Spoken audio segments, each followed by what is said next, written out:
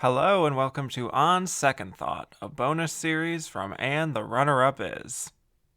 On November 28th, 2018, I released the episode of And the Runner-Up Is on the 1982 Best Picture race, where we discussed E.T. the Extraterrestrial as the likely runner-up that lost Best Picture to Gandhi. But on second thought, what if the runner-up was really Tootsie?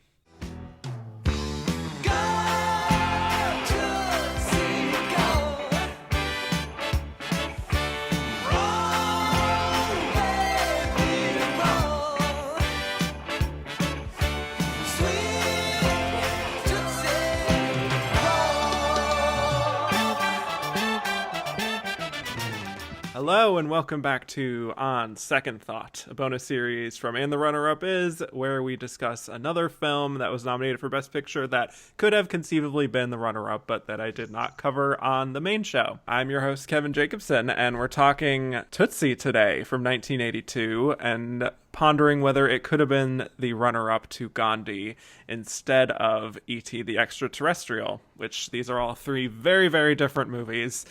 I'm excited to get to that portion of it, but I have two fabulous guests with me today. My first guest you've heard talking The Curious Case of Benjamin Button in the films of 2008, Moonstruck in the films of 1987, Judgment at Nuremberg in 1961, Bells of St. Mary's in 1945, and The Wonderful Skippy in 1930-1931. He also joined me for some episodes of On Second Thought about Manchester by the Sea and Sideways and Ghost. Writer of his blog, The Awards Connection, as well as Awards Watch. Welcome back, Andrew Carden. Hey, Kevin. Great to be here. Yes, very, very excited to have you back for this one. Yeah. My other guest you have heard on the Exorcist episode about the films of 1973, Miracle on 34th Street, and the films of 1947, and also for a few episodes of On Second Thought about the Grand Budapest Hotel, Babel, and The Crying Game. Writer and podcaster for Next Best Picture and also host of the Halloweeners movie podcast, Cody Dericks. I like the idea of a podcast called Talkin' Tootsie. That works. Talkin' Tootsie. I don't know how much you could explore. Might be one episode only, but still.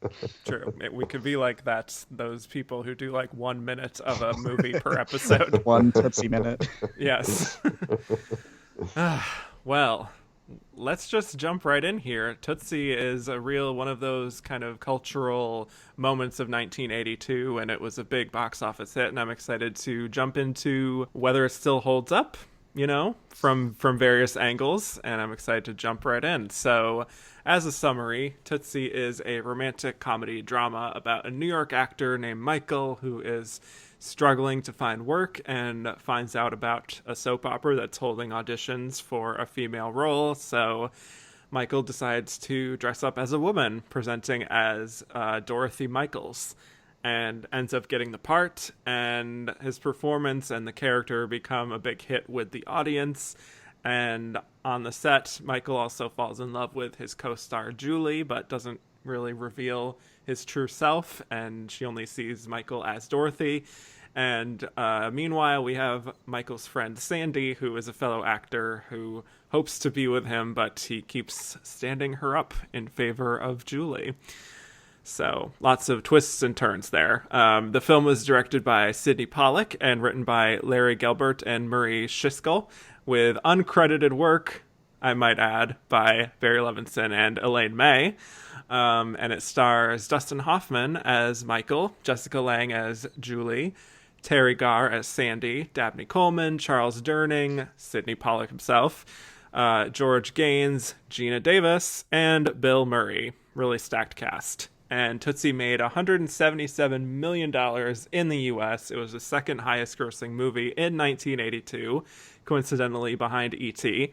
And it was nominated for 10 Oscars, winning one, but that one was not Best Picture. All right, so let's just start off with Andrew here. I know you are a fan of this film, so go ahead and explain why. So, it honestly might be my favorite comedy of all time. Wow. I know that when we did the Moonstruck episode, I mentioned that I think that my 5 favorite comedies of the 80s were Moonstruck, this, I think Working Girl, Hannah and Her Sisters, and When Harry Met Sally.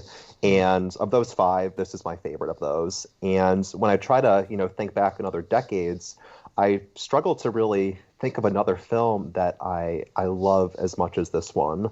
This is a movie that by the time I was like 10 years old, I had probably seen like half a dozen times because my mom is obsessed with Tootsie and it's one of her favorite movies.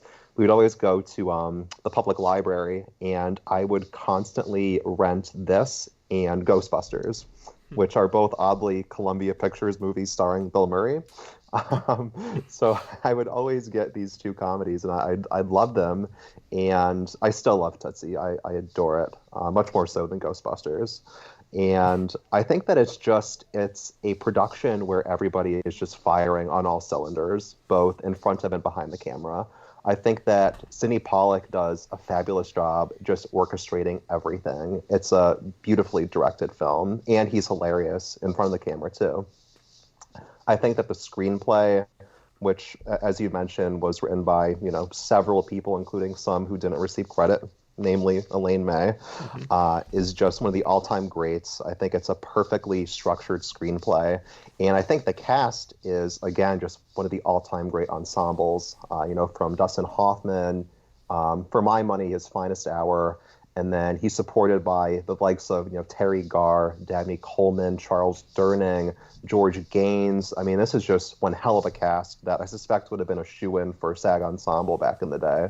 Yeah. I just think it's just an all-around, for my money, pretty much perfect comedy. There's certain aspects that are definitely dated, but some of those aspects I think are kind of charmingly dated, like the music, for instance. That's definitely a very 80s score, but I still love it because I associate it with this film.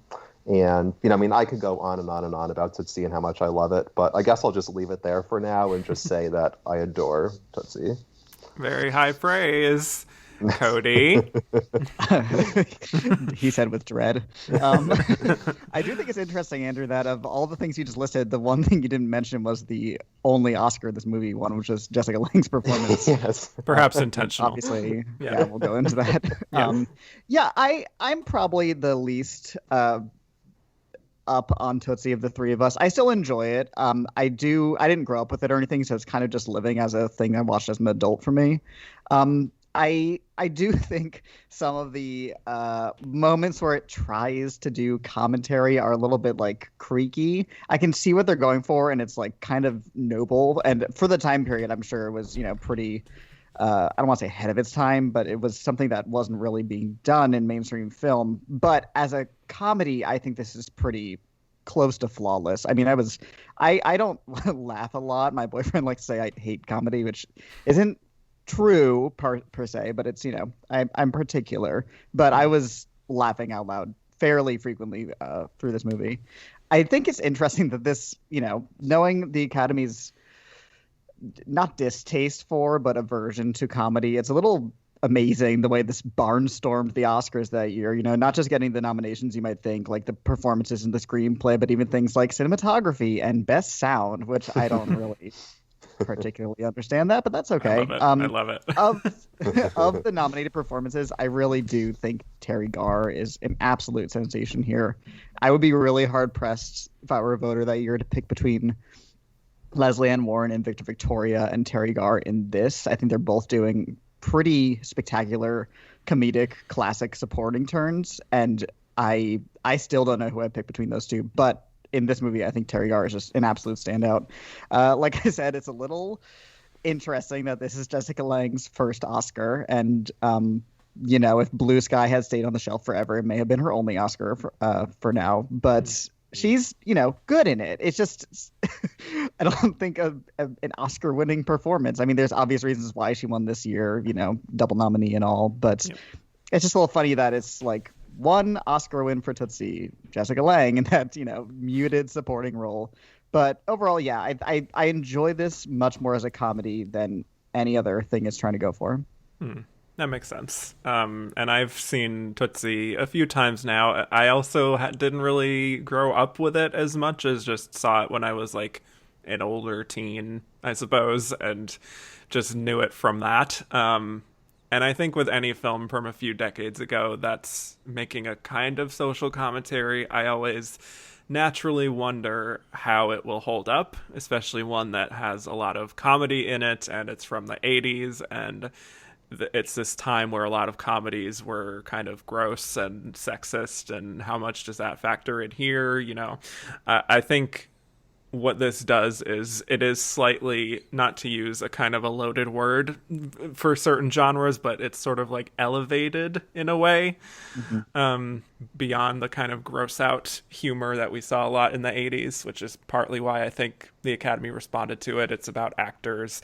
And I think it avoids some of those more overtly harmful jokes. Like, here's Dustin Hoffman in a dress, isn't that funny? And sure, there's some element to it where you first see him walking down the street as Dorothy, and there's like the funky 80s music, and it's kind of light and comical feeling, but I guess I like that it never resorts to like those kinds of cheap laughs. I like films like this that have some kind of a hook to it that an audience member can latch onto, but then it does end up revealing something deeper through that, even if perhaps we'll get into it, but even if some of the commentary it's making doesn't exactly hold up by today's standards, but is sort of advanced for its time.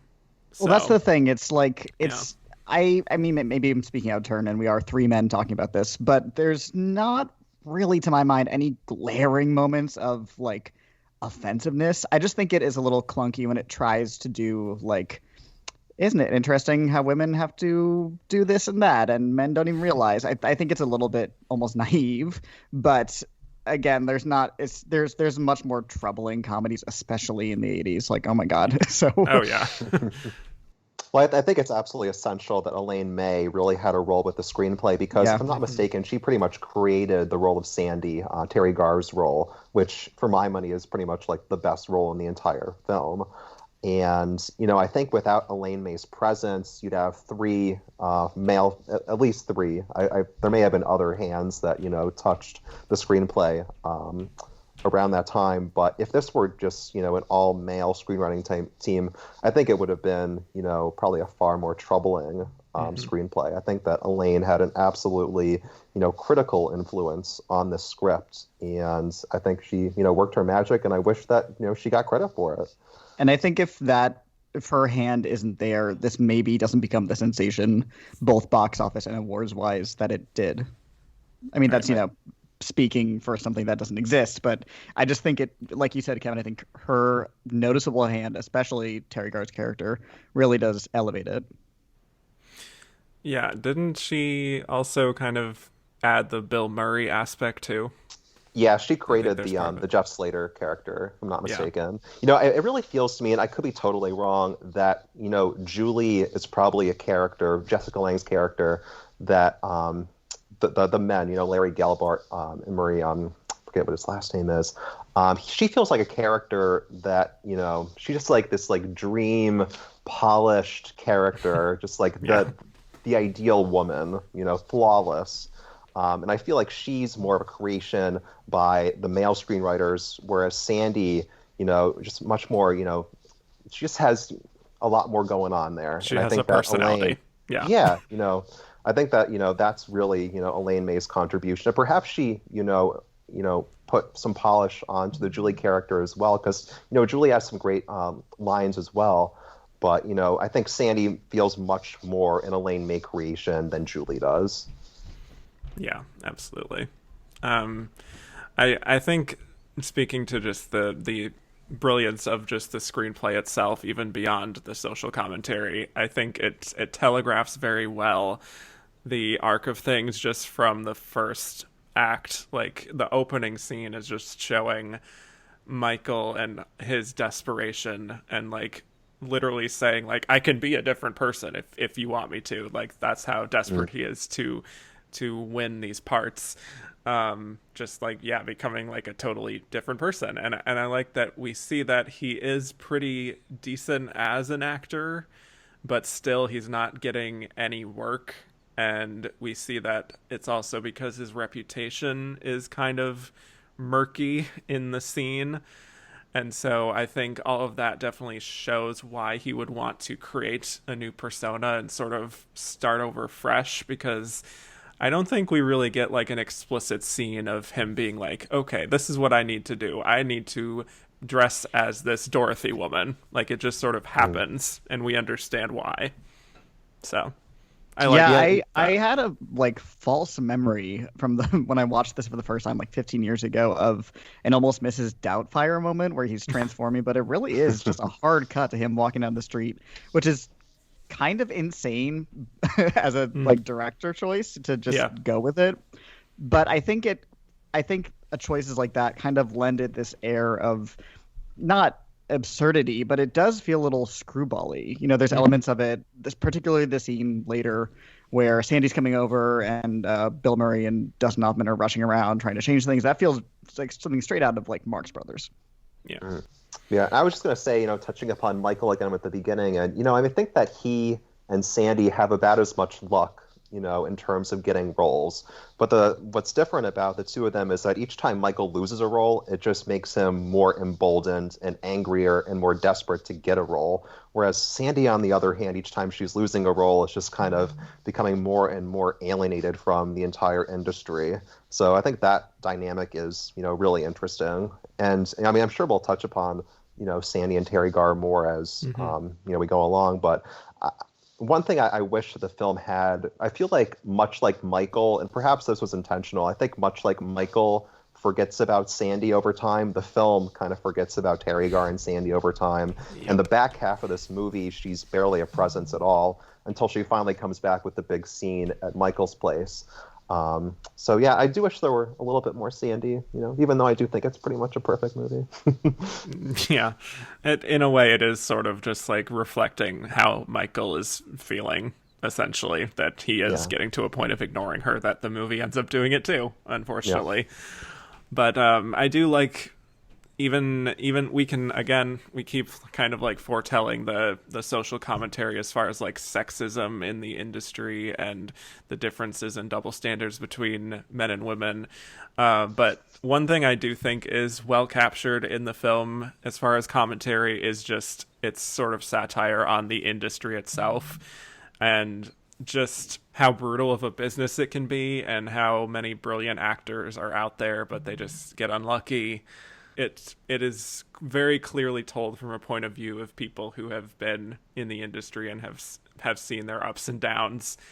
And I think that's another part of why maybe an Academy filled with actors responded to this, because they've been there. And I also think that, soap operas in general are actually a really underrated target for comedies. I mean, I don't know if either of you have seen Soap Dish with Sally Field and Kevin Kline.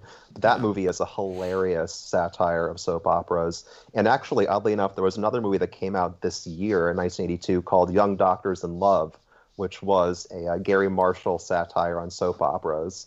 So, I mean, I know that today, I don't know if you can necessarily do the same thing because soap operas don't have the same stature, but I think that this movie and some other films too really nailed it right on the head in terms of, soap opera satires. And I think there's some hilarious scenes in this movie, involving George Gaines and the entire, crew.